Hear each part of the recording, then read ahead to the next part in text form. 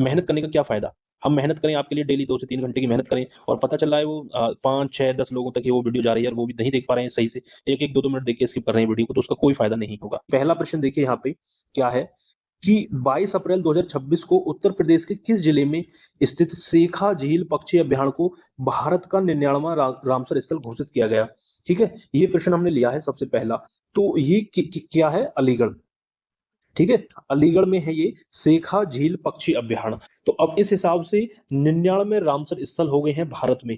ठीक है, कितने? 99। और उत्तर प्रदेश में कितने हो गए हैं? आपके 12 हो गए हैं। ठीक है, 12 हो गए हैं, जो देश में सर्वाधिक में से एक है। तो याद रखेंगे, ये बहुत ज्यादा मोस्ट इंपोर्टेंट प्रश्न है यूपी लेखपाल परीक्षा के लिए दोस्तों। और ऐसे ही प्रश्नों के साथ दोस्तों जो एक्स्ट्रा फैक्ट हैं जो पूछे जा सकते हैं, उनको भी हमने यहाँ पे समाहित किया है। जैसे कि अलीगढ़ को ताला नगरी कहा जाता है, यहाँ राजा महेंद्र प्रताप सिंह राज्य विश्वविद्यालय भी निर्माणाधीन है। ठीक है, इस पे भी वर्क चल रहा है। और रामसर स्थल, यहाँ पे देखिए कुछ रामसर स्थल लिए हैं जो पूछे जा सकते हैं, जैसे कि हैदरपुर जो है रामसर स्थल, वो कहाँ है? आपका मुजफ्फरनगर में है। बखीरा कहाँ पे है? संत कबीर नगर में है।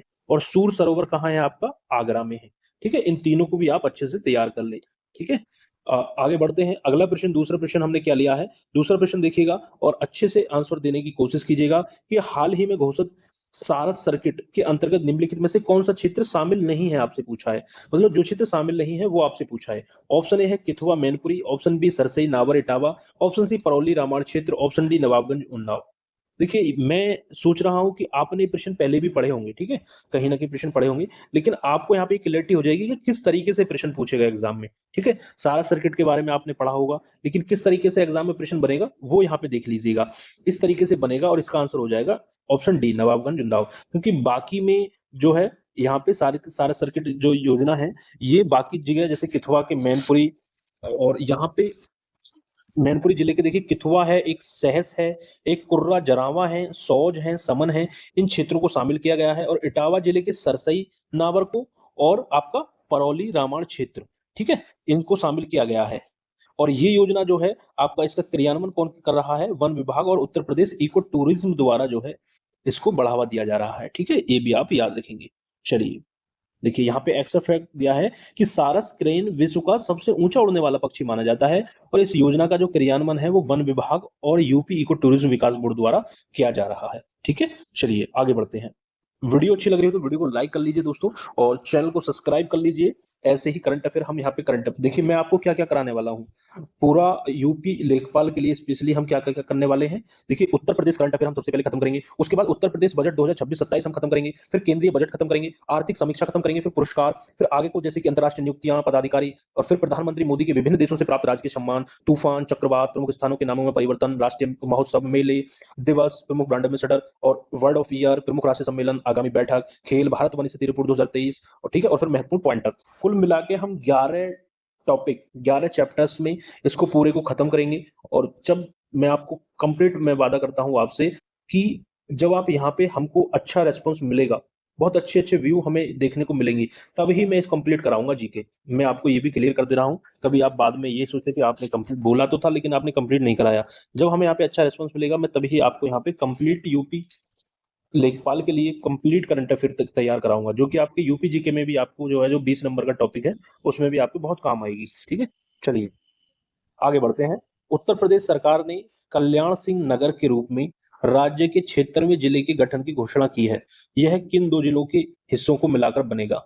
लखनऊ, उन्नाव, अलीगढ़, बुलंदशहर, आगरा, मथुरा या मेरठ, गाजियाबाद। तो इसका राइट आंसर होगा अलीगढ़ बुलंदशहर। अलीगढ़ और बुलंदशहर के हिस्सों को मिलाकर बनाया जाएगा 76वां जिला कल्याण सिंह नगर। इस पे भी बात चल रही है दोस्तों, अभी बना नहीं है, इस पे बात चल रही है। ठीक है, और यहाँ से एक प्रश्न और पूछा जा सकता है, जो कल्याण सिंह है वो कहाँ के हैं? ठीक है, उत्तर प्रदेश में कौन से जिले में और कौन से गांव के? तो ये अतरौली, ठीक है, अतरौली अलीगढ़, ठीक है, अतरौली जगह है अलीगढ़ में, तो अतरौली अलीगढ़ के ये मूल निवासी हैं कल्याण सिंह। ठीक है, ये पूछ लेगा।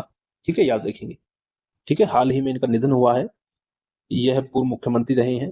ठीक है, चलिए आगे। वर्तमान में यूपी में 75 जिले हैं, इसके बनने के बाद संख्या 76 हो जाएगी। यूपी जी के बुलंदशहर का नरोरा परमाणु ऊर्जा केंद्र के लिए प्रसिद्ध है, जबकि अलीगढ़ अपनी यूनिवर्सिटी, एएमयू और हार्डवेयर उद्योग के लिए और ताला के लिए प्रसिद्ध है। ठीक है, किसके लिए? ताला, अलीगढ़ के ताले, बहुत सुना होगा आपने, ऊपर भी हमने चर्चा की थी। चलिए आगे बढ़ते हैं, प्रश्न नंबर 4 देखेंगे। कि भारत की पहली सेमीकंडक्टर इकाई का शिलान्यास उत्तर प्रदेश के किस स्थान पर किया गया है? भारत की पहली सेमीकंडक्टर इकाई का शिलान्यास तो ये किया गया है आपके जेवर गौतम बुद्ध नगर। ऑप्शन बी यहाँ पे राइट आंसर होगा। ठीक है, ऑप्शन बी जेवर गौतम बुद्ध नगर में पहली जो है सेमीकंडक्टर इकाई का निर्माण किया गया है, और यह HCL समूह और ताइवान की फॉक्सकॉन के बीच एक संयुक्त उद्यम है। ठीक है, और याद रखेंगे यह उत्तर प्रदेश की ही नहीं बल्कि उत्तर भारत की पहली सेमीकंडक्टर इकाई होगी, और जेवर में ही एशिया का सबसे बड़ा नोएडा इंटरनेशनल एयरपोर्ट बन रहा है। ठीक है, जिसका फेज 1 1 मार्च 2026 में शुरू होगा, जो कि शुरू हो चुका है, क्योंकि अब क्या चल रही है, अब चल रही है आपकी मई। ठीक है, और जबकि फेज 1 मार्च 2026 में ही ये इसका शुरू हो चुका है। ठीक है, याद रखेंगे एशिया का सबसे बड़ा, ठीक है, कौन सा एयरपोर्ट है? नोएडा इंटरनेशनल एयरपोर्ट जेवर में है। ठीक है, आगे बढ़ते हैं प्रश्न नंबर 5। ऑपरेशन शिकंजा का संबंध उत्तर प्रदेश शासन के किस विभाग से है? तो इसका संबंध है पुलिस विभाग से है, ईओडब्ल्यू। ठीक है, पुलिस विभाग ईओडब्ल्यू से है। इसमें क्या किया गया है इन्होंने कि उद्देश्य क्या है इनका कि आर्थिक अपराध शाखा, जिसको इकोनॉमिक ऑफिस ऑफेंस विंग कहते हैं, जिसको ईओडब्ल्यू शॉर्ट फॉर्म क्या है, ईओडब्ल्यू, आर्थिक अपराध शाखा द्वारा बड़े वित्तीय घोटालों में शामिल फरार अपराधियों की धरपकड़ के लिए यह अभियान चलाया गया है, और अक्टूबर 2025 के एक सप्ताह के भीतर 23 बड़े अपराधियों को इन्होंने गिरफ्तार भी किया है। ठीक है, ऑपरेशन शिकंजा याद रखेंगे। चलिए आगे बढ़ते हैं प्रश्न नंबर 6 कि उत्तर प्रदेश में किस जिले में देश का पहला विशेष गिलास म्यूजियम विकसित किया जा रहा है? देखिए, जब बात आ जाती है गिलास म्यूजियम मतलब कांच की जब बात आ जाती है, ठीक है, सुहाग की जब बात आ जाती है, सुहाग नगरी, तो फिरोजाबाद इसका राइट आंसर होगा। थोड़ा ट्रिक से भी दिमाग में बिठा लीजिएगा। ठीक है, वहीं जहां पे जो कांच की नगरी या सुहाग नगरी जिसको कहते हैं फिरोजाबाद, कांच की चूड़ियों के लिए प्रसिद्ध है, तो वहीं म्यूजियम बनाया जा रहा है। ठीक है, ऑप्शन बी राइट आंसर होगा, याद रखेंगे। कुछ और पढ़ लेते हैं कि फिरोजाबाद अपनी कांच उद्योग परंपरा सुहाग नगरी के लिए प्रसिद्ध है। यहाँ 47 करोड़ की लागत से कांच विरासत को सहेजने के लिए म्यूजियम बन रहा है। आगे बरेली में राज्य का पहला हाईटेक मीडिया पावर बनाया जा रहा है, इसको भी आप देख लें।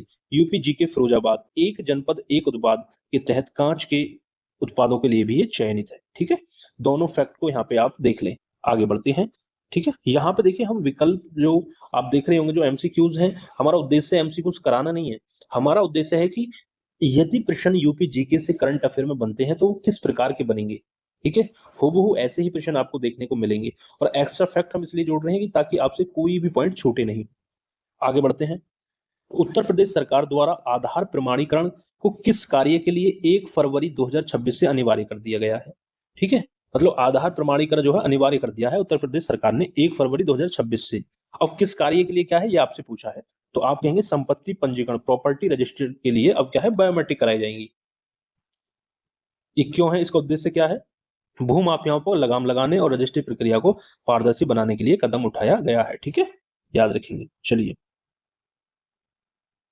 अगला प्रश्न, मेलिनी नानपारा रेल लाइन जिसे हाल ही में हेरिटेज रूट घोषित किया गया है, किस संरक्षित क्षेत्र से होकर गुजरती है? तो इसका राइट आंसर होगा दुधवा टाइगर रिजर्व संरक्षित क्षेत्र से होकर ही गुजरेगी मेलिनी नानपारा रेल लाइन। ठीक है, बहुत ही अच्छा प्रश्न है, शानदार प्रश्न है। इसका राइट आंसर बता ही दिया मैंने, दुधवा टाइगर रिजर्व से गुजरेगी। यह 171 किलोमीटर लंबा मार्ग है जिसमें विस्डोम कोच वाली ट्रेनें चलाई जा रही हैं। यूपी इको टूरिज्म को बढ़ावा देने के लिए इस रेल मार्ग पर कतरनिया घाट से दुधवा तक जंगल सफारी ट्रेन शुरू करने वाला पहला राज्य बना है। ठीक है, कहां से? कतरनिया घाट से दुधवा तक। ठीक है, जंगल सफारी ट्रेन शुरू करने वाला पहला राज्य बना है। चलिए आगे बढ़ते हैं प्रश्न नंबर 9 की तरफ। यक्ष ऐप का उपयोग अपराधियों की पहचान और गिरफ्तारी के लिए किस जिले की पुलिस द्वारा किया जा रहा है? यक्ष ऐप किससे संबंधित है? तो याद रखना, बहुत ही शानदार प्रश्न है। अयोध्या पुलिस के द्वारा इसका जो है प्रयोग किया जा रहा है। यह ऐप आर्टिफिशियल इंटेलिजेंस एआई और फेशियल रिकॉग्निशन पर आधारित है। ठीक है, ये भी आप याद रखेंगे। इसमें थोड़ा सा चीजें पढ़ लीजिए कि अयोध्या के रुदौली क्षेत्र में इसे पायलट प्रोजेक्ट के तौर पर शुरू किया गया है ताकि श्रद्धालुओं की सुरक्षा सुनिश्चित की जा सके। ठीक है, चलिए प्रश्न नंबर 10 की तरफ बढ़ते हैं कि उत्तर प्रदेश के किस जिले में राष्ट्रीय गौ संस्कृति संग्रहालय की स्थापना की जा रही है? राष्ट्रीय गौ संस्कृति संग्रहालय की जब बात आती है तो राइट आंसर हो जाएगा मथुरा। ठीक है, मथुरा में की जा रही है। यह पंडित दीनदयाल उपाध्याय पशु चिकित्सा विज्ञान विश्वविद्यालय परिसर में बनेगा। इसमें भारतीय गौवंश की 100 से अधिक डिजिटल और भौतिक प्रतिमाएं प्रदर्शित की जाएंगी।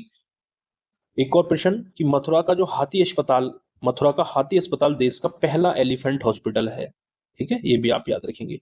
चलिए आगे बढ़ते हैं, प्रश्न नंबर 11।